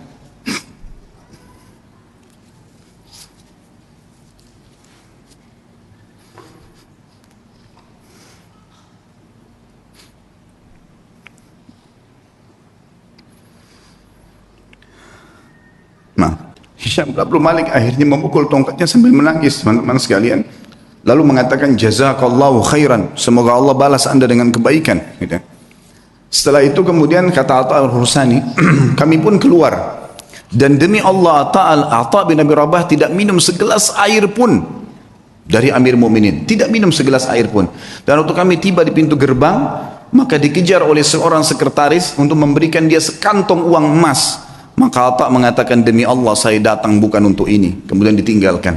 Lalu kemudian Atta bin Abi Rabah pulang, teman-teman sekalian, hanya untuk nasihat di khalifah dengan hajat muslimin, dan tidak ada hajat dia sama sekali. Kata Atta al-Khurasani sebagai penutup kisah, demi Allah kalau Atta bin Abi Rabah menyebutkan semua hajatnya, maka akan dipenuhi oleh Amir Mu'minin. Itulah kisah yang luar biasa dari seorang Atta bin Abi Rabah, yang luar biasa bagaimana menasihati khalifah dan karena Allah subhanahu wa ta'ala. Kisah yang lain, Urwah bin Zubair rahimahullah. Urwah bin Zubair juga adalah salah satu orang yang sangat luar biasa, terkenal dengan kesolehannya. Urwah bin Zubair ini anaknya Zubair bin Awam. Zubair bin Awam adalah salah satu 10 orang yang jamin masuk surga. Anaknya Urwah. Urwah bin Zubair ini pernah duduk bersama dengan teman-temannya. Ada Abdullah bin Zubair, saudaranya sendiri, ya, yang terkenal. Abdullah bin Zubair salah satu perawi hadis, ya, yang terkenal nanti sempat jadi khalifah beberapa saat. Kemudian ada Abdul Malik bin Marwan. Dan ada lagi satu adiknya Abdul Malik bin Marwan. Duduklah mereka di depan Ka'bah lagi ngobrol anak-anak muda ini. Kemudian mereka sambil berkata, cobalah kita saling, ya, memohon kepada Allah, berharap sesuatu yang paling diharapkan di depan Ka'bah. Siapa tahu Allah kabulkan. Berkatalah Abdullah bin Zubair, saya berharap menjadi khalifah, menguasai Hijaz, Mekah dan Madinah. Lalu adiknya berkata, adiknya lagi, yang satu mengatakan, saya mau menjadi penguasa Khurasan, wilayah Persia. Abdul Malik mengatakan, kalau itu angan-angan kalian, maka saya berharap menjadi khalifah muslimin secara umum, menguasai semua wilayah Islam. Tiga-tiganya sudah berangan-angan, lalu mereka kembali kepada Urwah. Wahai Urwah, kalau kamu bagaimana? Kata Urwah, semua yang kalian harapkan duniawi, berharap menjadi khalifah, berharap menguasai ini dan seterusnya. Kalau saya berharap menjadi seorang alim ulama muslimin, mengajarkan mereka tentang halal haramnya sang pencipta Allah, dan saya berharap balasan darinya. Maka selesailah, bubarlah mereka ini. Ternyata subhanallah, angan-angan itu dikabulkan oleh Allah. Abdullah bin Zubair sempat menjadi khalifah beberapa bulan, adiknya juga sempat menjadi gubernur di Khurasan. Abdul Malik setelah itu menjadi khalifah muslimin yang besar. Dan Urwah bin Zubair pun rahimahullah diterima oleh Allah menjadi alim ulama, sampai menjadi 7 ulamanya Madinah pada saat itu. Ringkas cerita, Urwah bin Zubair pernah diuji oleh Allah subhanahu wa ta'ala. Ujiannya berat. Orang-orang beriman ini ujiannya berat. Tapi subhanallah, iman itu dijadikan, ya, kalau begini memahami teman-teman, kalau ada ujian yang berat datang kepada antum, lihat orang yang lebih berat, misal masalah utang, terlilit utang, misal ada penyakit, coba lihat orang yang lebih berat, karena ada orang yang lebih berat daripada kita, pastinya itu, tidak mungkin tidak. Dan juga teman-teman sekalian, bersangka baiklah dengan Allah. Kata Nabi SAW dalam sebuah hadis Bukhari, hadis Qudsi, kata Allah SWT, ana inda dhanni abdi bi, sesuai dengan prasangkaan hambaku. Maka kita harus tahu teman-teman sekalian, kalau Allah sedang mencoba kita, berarti dengan cobaan tersebut Allah sedang mencintai kita, karena kalau tidak sedang dicoba kita akan jauh dari ibadah. Orang kalau datang cobaan itu, sebenarnya dia makin dekat dengan Allah. Dan umurnya makin pendek untuk menuju ke akhirat. Artinya makin pendek, tidak ada peluang untuk berbuat dosa lagi. Pendek dari sisi kemaksiatan, gitu kan. Dia tidak bisa berbuat dosa lagi karena tidak ada waktu. Antum kalau lagi sakit keras terus diajak ke diskotik, diajak pergi apa, diajak buat apa, nggak ada waktu. Orang yang buat dosa itu biasanya kalau banyak waktu lihai-lihaiya, lagi kosong, lagi nggak ada cobaan, lagi enak, mobil mewah, uang banyak, itu maksiat nanti. Allah dengan maha cintanya kepada hambanya, dengan kemahamurahannya mendatangkan cobaan supaya dia tetap begitu, biarin dia begitu, karena dia Allah tahu dengan begitu makin pendek umur untuk bermaksiat, tidak ada waktu bermaksiat, dan dia makin dekat dengan akhirat, dan itu pahalanya sudah cukup untuk memberikan derajatnya di surga sampai pada target. Seperti itulah. Maka nikmatin tuh cobaan, ya kan? Jangan terlalu banyak mengeluh. Coba nikmatin. Nanti akan kita sebutkan kisahnya. Urwah rahimahullah, beliau pernah mendatangi seorang khalifah, adiknya lagi Hisham. Namanya Al-Walid ibn Abdul Malik. Al-Walid ibn Abdul Malik ini teman dekatnya dia, gitu kan? Jadi khalifah setelah kakaknya meninggal. Kemudian datanglah, diundanglah Urwah bin Zubair ini rahimahullah dari Madinah datang ke Irak, di Damaskus waktu itu. Dia bawa anak laki-lakinya teman-teman sekalian. Anak laki-lakinya ini anak laki-laki yang sudah hafal Quran, umurnya sekitar 20 tahun, dibawa sama Urwah, dan ini mau dicetak jadi kadernya dia. Dan waktu itu kebetulan tidak ada anak laki-lakinya kecuali ini, satu orang. Dia punya 4 orang anak, 3-nya perempuan. Dia banggakan anaknya, dibawalah sama dia. Ringkas cerita, begitu mau masuk istanahnya Al-Walid rahimahumullah, kemudian anaknya berkata, ayah, saya ingin melihat kuda-kuda kerajaan, bisa nggak? Oh ya silahkan, kata ayahnya. Saya akan bertemu dengan Amir Mu'minin, ngobrol, kamu silahkan lihat. Dia lihatlah. Lagi ngobrol nih, Urwah bin Zubair sama Khalifah Al-Walid lagi asyik ngobrol, tiba-tiba datang berita. Seorang pengawal masuk ketakutan, tiba-tiba memotong pembicaraan khalifah, dan ini adabnya pada saat itu, ada peraturan di kerajaan tidak boleh memotong pembicaraan khalifah, kecuali penting sekali. Datang ketakutan dan akhirnya dia mengatakan, saya harus memotong pembicaraan Anda. Kata mereka, kata Al-Walid, kenapa kamu ini? Ada apa memotong pembicaraan saya? Sahabat saya baru datang terus tiba-tiba dipotong. Ada penting? Ada penyerangan musuh? Dia bilang, enggak Amir Mu'minin, ada penting tapi bukan penyerangan musuh. Anaknya Tuan Urwah mati. Tadi di kandang kuda, waktu dia lagi nonton kuda Anda, kuda kerajaan, saking asyiknya sampai kami sudah menahan tapi dia tetap mau mendekat. Ada satu ekor kuda mengangkat kakinya, menendang dadahnya, mati. Sekarang tergeletak mati. Kami bingung mau ngapain nih. Anaknya tadi satu-satunya laki-laki umur 20 tahun mati. Al-Walid kaget. Ini yang tendang kudanya dia. Mati di kerajaan dia. Tetap dia shock gitu kan. Tidak enak. Tapi subhanallah dia balik ke arah Urwah. Urwah senyum. Urwah senyum. Lalu Urwah mengatakan, Inna lillahi wa inna ilahi raji'un. Berikan jenazahnya biar saya yang urus. Dengan sangat tenang dia turun dari duduk tadi bersama khalifah, dia lihat jenazah anaknya, ditutup matanya, diuruslah jenazahnya sama dia, dimandikan. Kata perawi kisah ini, tidak ada setetes pun air mata yang jatuh dari matanya Urwah. Dia urus jenazahnya selesai. Kemudian dia bilang sama Walid, saya mau turunkan anak saya di kuburan sendiri. Baiklah, turun. Begitu turun subhanallah di kuburan. Dalam kisah ini dikatakan ada satu penyakit teman-teman. Penyakit ini saya tidak tahu dalam bahasa Indonesia, tapi dalam bahasa Arab disebutkan gargarina namanya. Gargarina ini penyakit harus amputasi, nggak bisa enggak. Kalau kena itu biasa ada di jenis-jenis tanah tertentu. Jadi orang turun tidak pakai sendal, di zaman dulu itu bisa kena dan itu tidak ada obatnya zaman dulu. Harus dipotong. Dia membusuk tiba-tiba kakinya. Urwah rahimahullah begitu turun, taruh jenazah anaknya, begitu sudah keluar, pas keluar kakinya kena gargarina itu. Kena penyakit, tiba-tiba membusuk, ya kalau kita mungkin bonyok gitu ya, sudah mulai menghitam tiba-tiba dalam sekejap.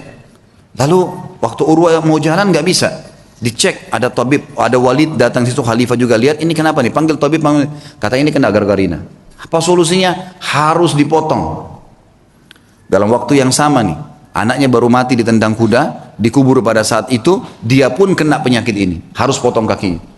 Amir Mu'minin Walid bilang, coba tanya jalan keluar ada obat? Nggak ada, ini nggak ada lain. Baiklah. Kata Urwah, waktu ditanya, bagaimana Urwah? Senyum. Inna lillahi wa inna ilaihi raji'un. Udahlah, potong aja. Potong kaki ini, bukan potong daging biasa. Ya, potong aja. Baiklah. Kata Amir Mu'minin, baiklah kalau gitu. Sampai taruh Urwah bin Zubair di ruangan yang paling leks di istana ini. Dan lakukan pemotongan di sana. Taruhlah sebuah tempat yang mewah segala, tabibnya datang. Tapi dia bilang, wahai Tuan Urwah, kita ini akan memotong daging Anda dan tulang Anda. Tradisi kami adalah harus pasien mabuk, minum khamr, tidak sadar, baru kami potong. Kalau enggak bisa. Kata Urwah, demi Allah saya tidak pernah nyentuhkan setetes pun di tenggorokan saya yang haram. Masa sekarang saya mau, begitu cobaan datang saya mau pakai minum ini? Enggak bisa. Lalu apa solusinya? Pokoknya jangan pakai ini. Musyawarah sama Walid, ya Amir Mu'minin, bagaimana nih? Tamu Anda nggak mau minum khamr, kita nggak ada solusi lain. Pikirin, cari jalan keluar. Tapi yang penting aman. Gak lama kemudian datang tabibnya bawa 10 orang laki-laki, semuanya bodyguard, kekar semua badannya. Kata Urwah, untuk apa nih? Untuk pegang Anda nih. Nggak ada solusi lain, harus pegang, nggak boleh bergerak. Ini daging sama tulang saya akan potong. Gerak sedikit ini sudah salah. Kata dia, saya tidak perlu sama mereka. Lalu apa jalan keluarnya, wahai Tuan? Kaki Anda harus dipotong, kalau enggak nyebar ke seluruh tubuh. Saya akan bertasbih dan bertahlil, berzikir kepada Allah. Kalau kau lihat wajah saya sudah merah, potong kaki saya. Kata tabibnya, ya sudah, mau apa ini, enggak ada solusi lain. Baiklah, suruh keluar semua. Lalu kemudian mulailah tabib ini menyuruh 2 orang pendampingnya untuk memegang, menyiapkan segala yang berhubungan dengan kebutuhan untuk memotong itu. Lalu Urwah mulai tutup matanya sambil subhanallah, walhamdulillah, wala ilaha illallah, wallahu akbar. Direnungi dalam hati, diresapi. Dan betul wajahnya berubah jadi merah. Memerah. Kata tabib, betul saya lihat wajahnya merah, saya potong kakinya. Saya potong kakinya. Terpotonglah kakinya. Begitu selesai terpotong, gitu kan? Kemudian ditahan darahnya, lalu saya mengatakan, Tuan Urwah, sambil Urwah berzikir, subhanallah, walhamdulillah, wala ilaha illallah, wallahu akbar. Tutup mata. Lalu ditepuk, wahai Tuan Urwah, kaki Anda sudah kami potong. Dia bilang alhamdulillah. Biasa. Kakinya terpotong nih. Alhamdulillah. Terus kata tabibnya, tapi belum. Darah masih ngucur. Kami butuh memberhentikan darah itu. Kata dia, berhentikanlah. Dia bilang tidak ada jalan lain kecuali kaki anda kami rendam di minyak panas. Nggak bisa, harus minyak panas baru bisa. Minyak panas langsung membuat itu berhenti darahnya. Dia bilang lakukanlah. Saya akan berzikir lalu lakukan. Dia baca subhanallah, alhamdulillah. Kalau wajah saya memerah, tutup. Tapi subhanallah manusia, begitu dia berzikir ditaruh minyak panas, dia sempat teriak sebentar lalu pingsan. Gitu ya. Urwah rahimahullah terkenal teman-teman sekalian tidak pernah meninggalkan rubu' Al-Quran. Rubu' ini 10 juz setiap hari. Selalu bacaannya, tidak pernah tertinggal. Dalam kisahnya dikatakan dalam 3 hari khatam Quran, selalu bacaannya.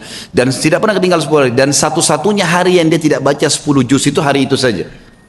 Dikatakan dalam kisah hidupnya. Dan maka dia punya julukan kalau nggak salah Khazinul Quran, sahabatnya Al-Quran gitu loh. Ringkas cerita teman-teman, setelah dipotong, pinsankan tadi, direndam dengan air panas, air minyak panas, dia pingsan. Setelah dia bangun, dia bilang, mana telapak kaki saya? Didatangkan, orang semua heran, kenapa dia bilang, minta kakinya. Diambil sama dia, lalu diangkat sama tinggi, lalu dia bilang, demi Allah, selama 40 tahun, itu umurnya Urwah 40 tahun, selama 40 tahun, belum pernah sekalipun saya gunakan kau ke tempat yang haram. Dan saya bersyukur kepada Allah karena kau dikembalikan padanya dalam kondisi kau suci. Tidak pernah satu kali pun ke tempat yang haram. Dia berikan kesaksian terhadap dirinya. Dan ini boleh diucapkan kalau seorang mukmin yakin dengan apa yang dia lakukan. Gitu. Baiklah. Kemudian setelah itu dia pulang ke Madinah teman-teman sekalian. Tentu sebelum pulang ke Madinah Amir Mu'minin ini bingung gimana caranya meringankan bebannya Urwah nih. Supaya dia bisa tenang. Subhanallah di hari yang sama dengan hikmah Allah ada suku Arab datang. Badui. Mereka kelihatan dari padang pasir kondisinya sangat susah gitu. Masuk. Ada satu di antara mereka matanya buta ditopang oleh teman-temannya. Begitu masuk kata Al-Walid, apa cerita kalian nih? Dari mana kalian? Kami dari kampung ini kami butuh ini dan seterusnya. Terus ini yang buta kenapa nih? Ceritalah. Walid ini bilang saya tidak tahu kenapa saya tanya.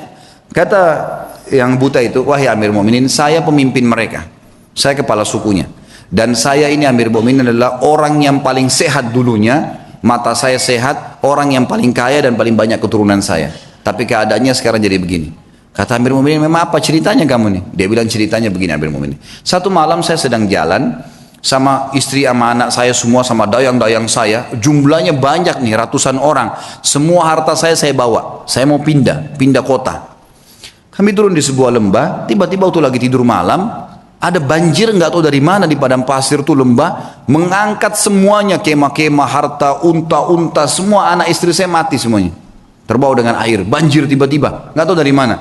Ini kisah nyata, semuanya hilang. Ya. Dia bilang saya pun menyelamatkan diri saya dengan bergelantung di sebuah pohon yang masih ada di situ. Saya pegang. Pada saat saya lagi pegang pohon itu, saya melihat air sudah hilang, gitu, sudah mulai reda. Tinggal ada satu ekor unta yang terikat di tali tadi dan ada anak saya tergantung dengan bantal tidurnya itu di sebuah ranting pohon gitu. Maka saya pun turun melihat anak saya masih hidup, saya pun coba selamatkan dia. Saya biarkan anak saya itu, kemudian saya kembali ke unta tadi ingin membuka talinya. Waktu saya ingin membuka talinya, saya dengar anak saya menangis. Saya balik, ternyata leher anak saya, kepalanya sudah di mulut serigala. Dia bilang saya balik mau kejar udah nggak bisa, anak saya sudah dibawa lari sama serigala itu. Maka saya coba mau selamatkan diri saya sendiri. Begitu saya balik ke arah unta ini mengangkat kakinya dan menendang ke mata saya sehingga saya buta.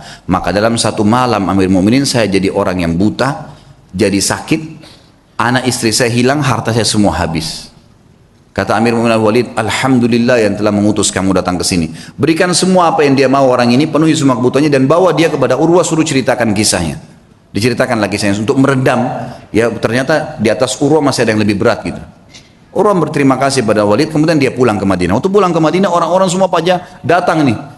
Sabarlah, beginilah, begitulah, dan seterusnya. Saya sebutkan dalam bahasa Arab ya.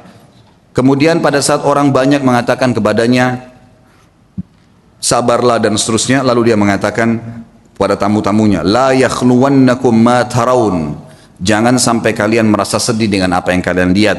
Atau kalian mungkin menganggap ini sesuatu yang berat. Faqad wahaballahu azza wa jalli arba'a minal banin. Sesungguhnya Allah mengaruniakan saya 4 anak. Fa akhadha wahidan, dia mengambil 1, wa abqali 3, dan masih memberikan saya 3. falahul hamd, maka saya bersyukur dengan itu, dengan matinya anak saya. Wa a'tani arba' minal atraf, dan memberikan kepada saya 4, 2 tangan 2 kaki. Fa akhadha minhu wahidan, dan dia cuma ambil 1 saja.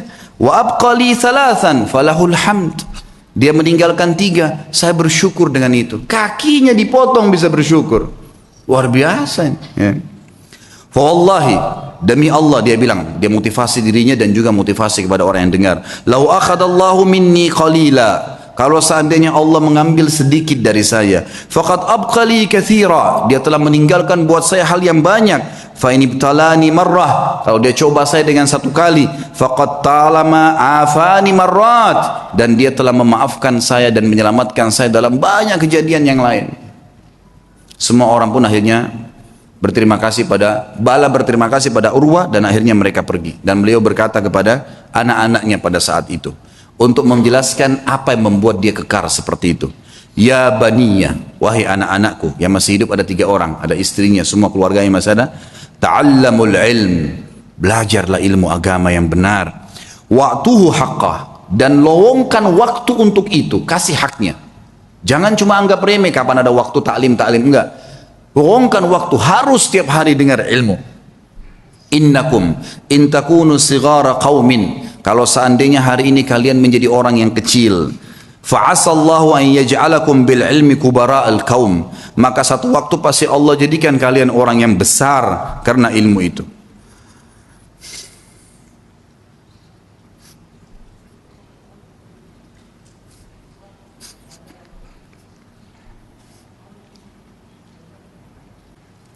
Wa saw'ata hal fid dunya akbah min syaikhin jahil, dan sungguh buruk sekali, apakah ada yang lebih buruk dari orang tua yang bodoh gitu, tidak mengerti agamanya.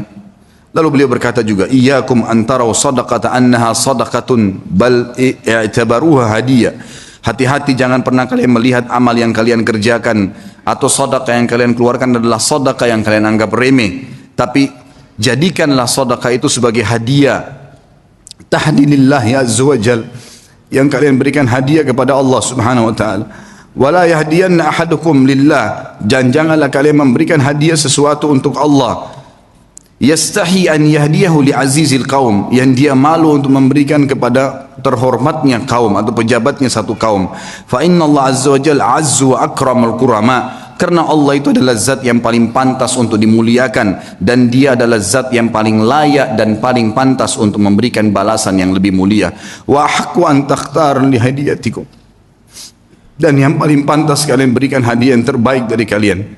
Kemudian beliau mengatakan, ya baniya, wahai anak-anakku, idza ra'aitum min rajulin fi'latal khair, kalau kalian melihat dari seseorang perbuatan baik darinya, fa'ammilu bihi khaira, maka pasti jadikan orang itu baik, sangka baiklah kepada orang itu.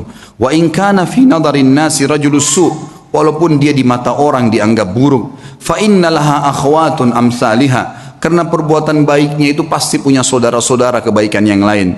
Wa idza ra'aitum min rajulin fi'latal syarr, kalau kalian melihat perbuatan buruk dari seseorang, laki-laki atau seseorang, fahdharuhu, hati-hatilah dari orang itu. Wa in kana fi nadarin nasi rajulun khair, walaupun di mata manusia dia adalah orang yang baik. Fa innalaha akhwatun amsalihah, karena perbuatan buruk itu punya saudara-saudara yang ikut dengannya. Wa'lamu, ketahuilah, annal hasanati tadullu ala akhawatiha, bahwasanya semua kebaikan-kebaikan akan mendatangkan saudara-saudaranya. Wa annas sayyiati tadullu ala akhawatiha, dan seluruh dosa-dosa juga memiliki saudara-saudaranya. Masih ada waktunya? Baik, kisah Sufyan ats-Tsauri rahimahullah. Sufyan ats-Tsauri punya julukan dengan Sajjad, orang yang sangat suka sujud sampai dahinya sangat hitam rahimahullah. Dan dikatakan beliau kalau sujud tidak mengangkat kepalanya sampai hajatnya selesai dengan Allah. Satu waktu khalifah meminta dia untuk menjadi hakim, punya jabatan. Dan waktu itu hakim gajinya lebih tinggi daripada khalifah, punya istana yang mewah, punya kereta kencana dan seterusnya. Yang jelas teman-teman sekalian, ditawarkan dia menjadi hakim dan dia nolak, karena waktu itu dia seorang ulama. Sufyan ats-Tsauri seorang ulama Mekah yang terkenal, dan memang dia orang yang paling layak, paling faham tentang perkara-perkara masyarakat. Lalu dia nolak dengan santun mengatakan saya tidak bisa dan saya khawatir saya akan dihisap oleh Allah hari kiamat kalau saya berhukum yang salah. Maka khalifah mengatakan kau harus menjadi. Karena dia nolak dan dipaksa, akhirnya dia pun melarikan diri dari Mekah. Dia jalan teman-teman sekalian. Sufyan ats-Tsauri rahimahullah jalan dengan menggunakan jubah menutup kepalanya dan meninggalkan Mekah.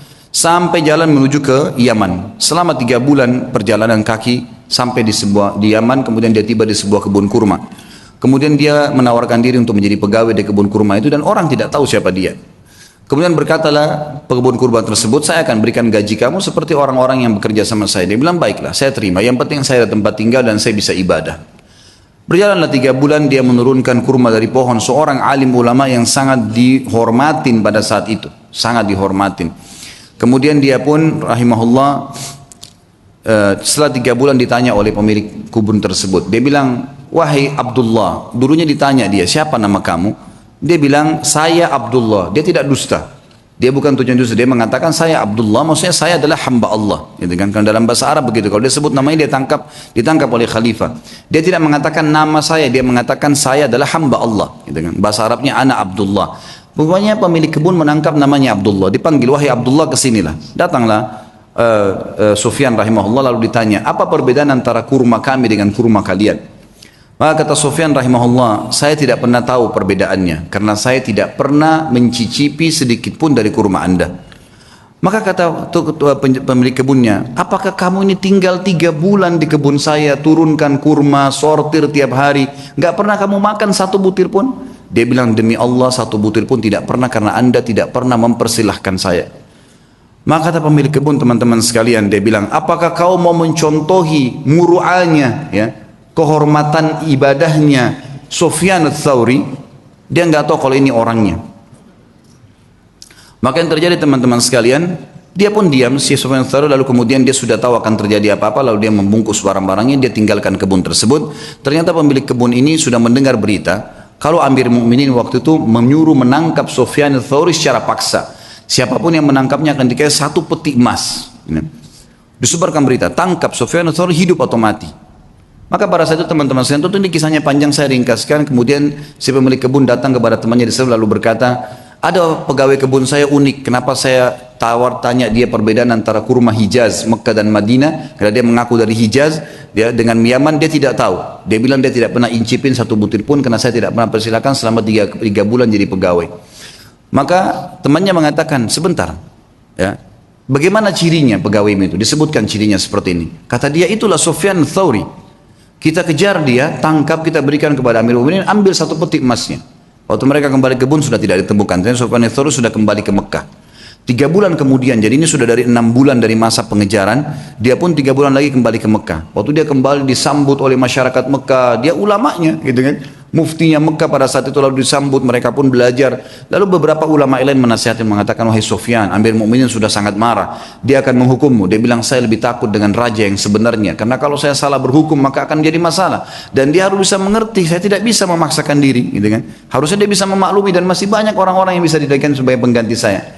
Lalu waktu Amir Mukminin waktu itu tidak disebutkan, saya tidak dapatkan namanya, dikatakan mendengar Sufyan ats-Tsauri ada di Mekah, lalu dikejar sama dia. Dia bilang, saya akan membunuh sendiri Sufyan ats-Tsauri dengan tangan saya. Kata temannya yang meriwayatkan kisah ini, Sufyan ats-Tsauri itu mendengar berita tersebut pun, kemudian dia sujud sholat 2 rakaat di depan Ka'bah, kemudian dia sujud, dan demi Allah saya tawaf 7 kali, dia belum mengangkat kepalanya dari sujud di sujud yang pertama.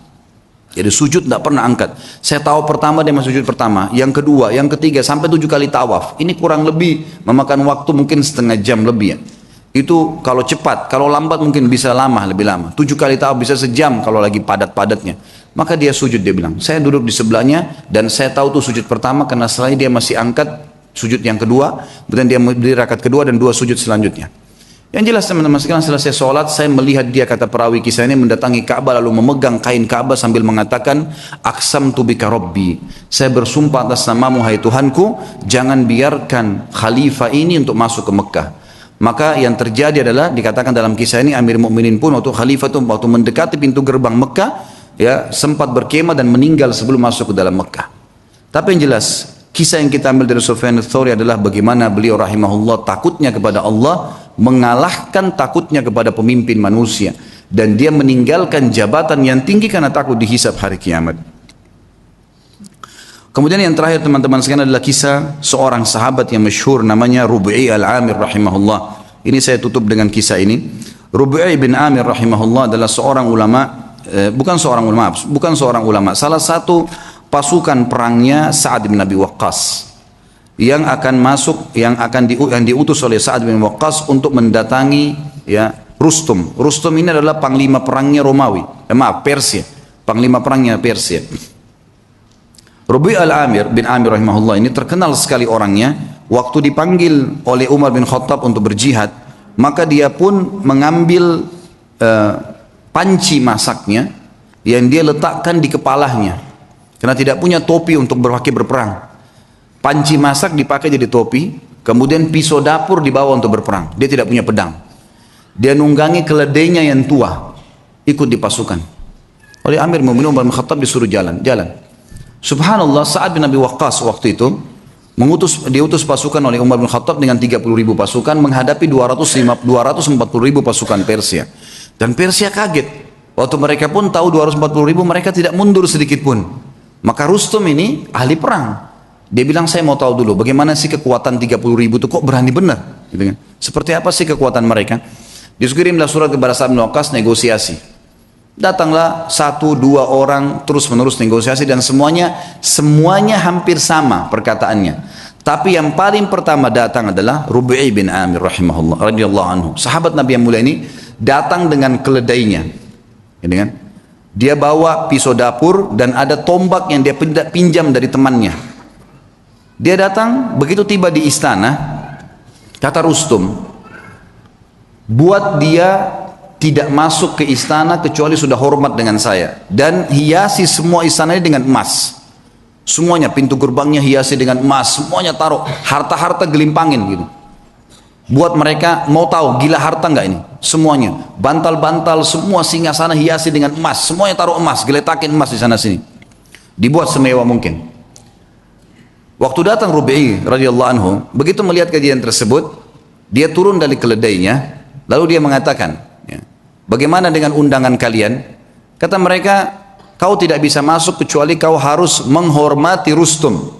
Mengatakan, wahai Rustum yang terhormat, saya pamit mau masuk. Kata Rub'i, saya tamu, dan saya yang harus dipamiti untuk masuk, bukan saya yang pamit. Lalu Rub'i melihat di situ ada tikar permadani, di atasnya banyak emas. Sama beliau disingkirin emasnya, permadani itu diambil, dipotong pakai pisaunya dia. Dibelah dua. Diambil, ditaruh di keledainya. Dianggap sebagai ghanimah, harta rampasan perang. Ditaruh sama dia. Kemudian dia mengatakan, ini pembukaan harta rampasan perang kami kalau kau tidak buka pintu gerbang. Sendirian. Dan Rub'i ini perlu anda tahu, orangnya pendek, kecil. Bukan orang yang tinggi kekar. Orang-orang Persia waktu itu tinggi besar, kekar-kekar semuanya. Diberitakan ke dalam. Kata Rustum, baiklah, tutup pintu gerbang, buka sedikit saja, supaya dia masuk tunduk kepada saya. Diperintahkan masuk, pintu gerbang dibuka sedikit. Memang tidak bisa orang masuk, harus tunduk. Maka Rub'i lihat, subhanallah, Allah memberikan orang beriman itu hatinya bisa melihat, ya. Dia bisa membaca, namanya firasatul mu'min. Maka dia lihat, ini pasti ada tipu daya nih. Yang dia lakukan, dia balikkan pantatnya dia balikkan keledainya, lalu dimasukkan dari balik belakang. Ya. Sehingga yang tadinya dia harus tunduk, ini dibalik, jadi bokong yang di belakang. Dilaporkan ke Rustum, ini yang dilakukan sama orang ini. Malah sekarang dihinain. Lalu dia naik keledainya, dia jalan. Subhanallah, tuh dia jalan, dia tidak turun dari keledai. Keledainya dimasukkan di istana Rustum dengan karpet-karpet yang mewah. Pisau dapurnya dipakai, bolong-bolongin bantal itu semua. Bantal-bantal yang mewah. Semua ini karpetnya ditusuk-tusuk dengan tombaknya sama dia. Sampai tiba depan Rustum. Panci di atas kepalanya, pisau di tangannya, tombak di tangan, pisau tangan kanan, ini tangan kiri, tombaknya. Kata Rustum, dipanggil penerjemah. Tanya kepada mereka nih, mau sebenarnya datang ke sini? Terjemahkan, hai orang-orang Arab, kalian kan dulu di padang pasir, tidak punya apa-apa kecuali gembala kambing. Untuk apa kalian datang ke sini? Kalau kalian butuh harta, sebut saja, kami akan kasih pulang. Kalau kalian butuh gembalaan, kami kasih berapa bun unta dan kambing yang kalian mau. Kalau kalian ingin jabatan, kami akan jadikan, pilih siapa yang terbaik, kami akan jadikan sebagai pemimpin kalian, dan kami akan kasih gaji. Lalu jawaban Rubi'i rahimahullah, ini orang kalau sudah mengenal Tuhannya, dia mengatakan, kami datang dari sana tidak butuh dengan harta yang sedang kau pamerkan ini. Dan kami datang mengeluarkan seluruh hamba termasuk kamu dan kami dari menyembah makhluk kepada menyembah pencipta sang makhluk. Itu saja. Kalau kau patuh, maka kau dengan kerajaanmu, kami akan pulang. Hukum Allah. Berhenti menyembah, karena waktu itu raja mereka Kisra dianggap Tuhan. Berhenti menginjak Kisra. Kisra pun tetap dengan kerajaannya, kau tetap sebagai panglima perangnya, semua kau milikin, tidak ada yang hilang di sini. Cuma itu saja. Kemudian kami pulang. Lalu kata si Rustum, baiklah kalau gitu, izinkan kami berfikir, mungkin butuh waktu. Kata Rubi'i, berapa lama kalian butuh? Sehari, 2 hari? Kata Rustum, tidak. Mungkin kami butuh 2 bulan, 3 bulan berfikir, musyawarah dulu. Kata Rubi'i, saya hanya kasih kalian waktu maksimal 3 hari.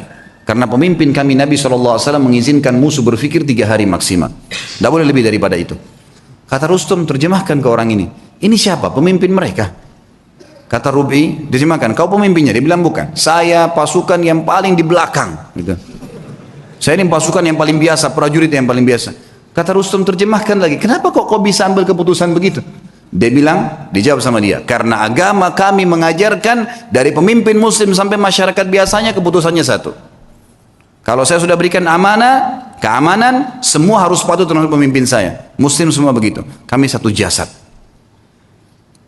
Kata Rustum, baiklah, izinkan pulang orang ini. Begitu diizinkan pulang, kata Rustum, tulis surat kepada Kisra. Ini yang sedang kita hadapin nih, semuanya 30.000 manusia yang kayak gini nih. Ini untuk dihadapin susah nih. Gak bisa, keras, tegas, dan memang maunya, gak bisa. Harus begitu. Tidak ada jalan lain, urusan tangan Anda. Berperang atau kita mengalah saja. Ini gak bisa. Karena Kisra gak berhadapan sama pasukan muslimin, dianggap kuat, udahlah pasukan, perang aja, lawan. Gitu kan.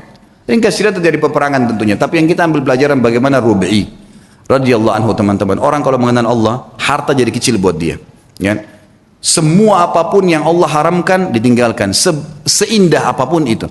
Berapa banyak kisah tadi yang kita sebutkan. Anak muda meninggalkan perzinahan dengan menaruh kotoran di bajunya. Berapa banyak orang-orang soleh yang sudah kita sebutkan kisahnya. Yang jelas yang kita simpulkan teman-teman sekalian, berhubungan dengan Rabbul Alamin.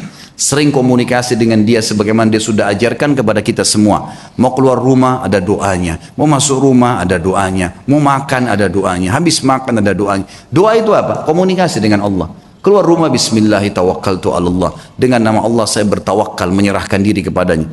Kata Nabi SAW, kata Allah SWT, wa may tawakkalullahi fahuwa hasbuh. Yang bertawakal pada Allah, Allah jadi pencukup baginya.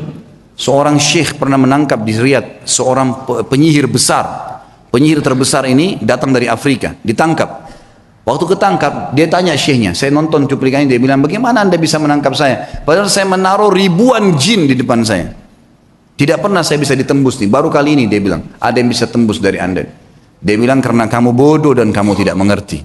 Kalau saya keluar dari rumah saya tadi, saya membaca apa yang diajarkan oleh Rasulullah SAW, Bismillahi tawakkaltu ala Allah.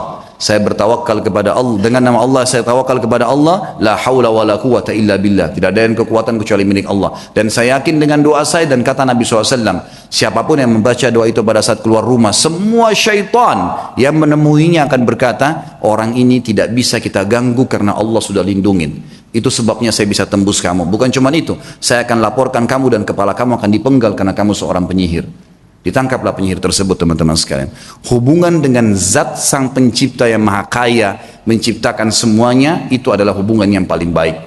Maka jalinlah hubungan yang baik dengan Allah, maka Allah akan baikkan semua. Sebagai penutup kata-kata saya, kata Nabi SAW, siapapun yang berbuat perbuatan yang Allah ridha, Allah cintai perbuatan tersebut, Allah akan buat semua makhluk mencintainya. Dan kalau seseorang berbuat perbuatan yang buruk yang Allah benci, maka Allah akan buat semua makhluk akan membencinya. Kata kuncinya kembali kepada Allah subhanahu wa ta'ala. Allahu alam. Mudah-mudahan bermanfaat dan semoga Allah menjaga kita menjadi hamba-hambanya yang saleh, hamba-hambanya yang mengisi sisa umur ini dengan ketaatan dan kepatuhan kepadanya, dan semoga Allah selalu mengikhlaskan niat kita, menambah ilmu kita dan juga menyatukan kita semua di surga Firdausnya tanpa hisab dengan izinnya. Kita berdoa kepada Allah SWT semoga seluruh muslimin yang sedang sakit disembuhkan penyakitnya, semua yang utang dilunasi utangnya, yang belum dapat hidayah dimudahkan mendapatkan hidayah, yang sudah dapat hidayah dimudahkan untuk mengamalkan, seluruh muslimin yang pernah berbuat dosa dimaafkan oleh Allah diganti dengan pahala, juga seluruh orang tua kaum muslimin dan muslimin muslimat yang masih dan juga sudah yang meninggal. Kita berdoa dengan kemahakuasaan Allah dan kemahaperkasaannya agar menolong saudara kita di Palestina, di Syria, di Yaman, di Irak, di Myanmar, dimanapun mereka berada, semoga Allah kokohkan telapak kaki mereka, ikhlaskan niat mereka, terima para syuhada mereka dan juga Allah muliakan Islam di tangan mereka dan tangan kita semua, dan semoga Allah memberikan kepada kita mempartisipasikan kita bersama mereka di pahala baik dengan doa dan harta juga dengan jiwa kita. Dan sebagai penutup, semoga Allah dengan kemahamurahannya sekali lagi menyatukan kita di surga Firdausnya tanpa hisab sebagaimana ia satukan kita di majlis ilmu yang mulia ini. Kalau ada benar dari Allah tentunya, kalau ada salah dari saya mohon dimaafkan. Subhanakallahumma wa bihamdika asyhadu an la ilaha illallah astaghfirullah wa atubu ilaih. Assalamualaikum warahmatullahi wabarakatuh.